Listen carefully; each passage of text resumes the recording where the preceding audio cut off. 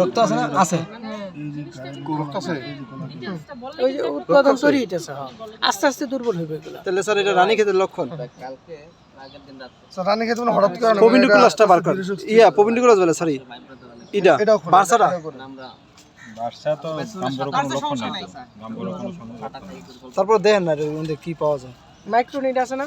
মাইক্রোনিড আছে। তাহলে অ্যামোক্সিসিলিন বাদ দেন, মাইক্রোনিড দেন। মাইক্রোনিড এর সাথে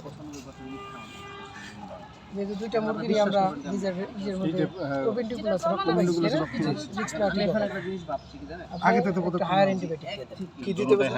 দোনোটাই হায়ার। কি দিতে হবে? শর্ত কি দিছি? শর্ত হলো অল্প অল্প পানিতে বারবার মগ দিয়ে লাগে পানি দেন।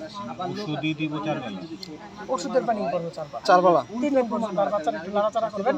খাবার সামান্য পরিমাণে দিবেন। খাবার কম তো পানি বেশি খাবে খাবারের মধ্যে একটু ছিটা দিব। ওষুধ ছিটিয়ে দিবেন। সিপ্রত পানির সাথে। পাউডার ওই যে আপনার অ্যামোক্সিসিলিন আছে না, ওগুলো ছিটিয়ে দেন। অ্যামোক্সিসিলিন মানে 3টা অ্যান্টিবায়োটিক খেলাম। অ্যামোক্সিসিলিন দিবেন হলো খাবারের সাথে। আপনার ওষুধের খরচ তো চিন্তা করতে হবে। মাইক্রোনিড আর সিপ্রো, হ্যাঁ পানির সাথে। এটা কিন্তু ডাক্তার সাজেস্ট করবো না। ডাক্তাররা সাজেস্ট করে কি একটা অ্যান্টিবায়োটিক। আর আমি এগুলোকে তর্ক করতাম যে মরে গেলে খামারি মরে যায় না। রফিক সাহেব আপনি বুঝেন না, এটা তো রিস্ক, শরীরের জন্য দুধ তৈরির শরীর। খামারি বাঁচলে আমার শরীর দিতে হবে, খামারি মরে গেলে বাইক চলে তারপরে লাগলে এটা চিন্তা করবো আগে না বাঁচতে বলবো ওটা তো আসলেই ক্ষতি। স্যার স্যার যে যেটা স্যার ফয়েল পেপার খেয়ে লাইছি লেগে কি সমস্যা হচ্ছে নাকি? হ্যাঁ ফয়েল পেপারটা খেয়ে লাইছি। না না স্যার এই যে স্যার হয়তো ওই জায়গায় সমস্যা আছে না। এটা উঠান উড়ান তো হ্যাঁ, উড়ান।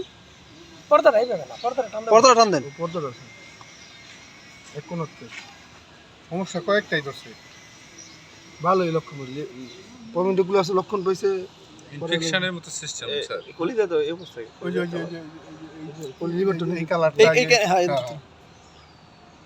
না এখন উপরেই ছিল তাই না? ওটা লেবারটা খাওয়ালে আমার কাছে দিয়ে আসবেন জি জি। বক্সটা। এটা একটু বের হতে হবে। আর এটা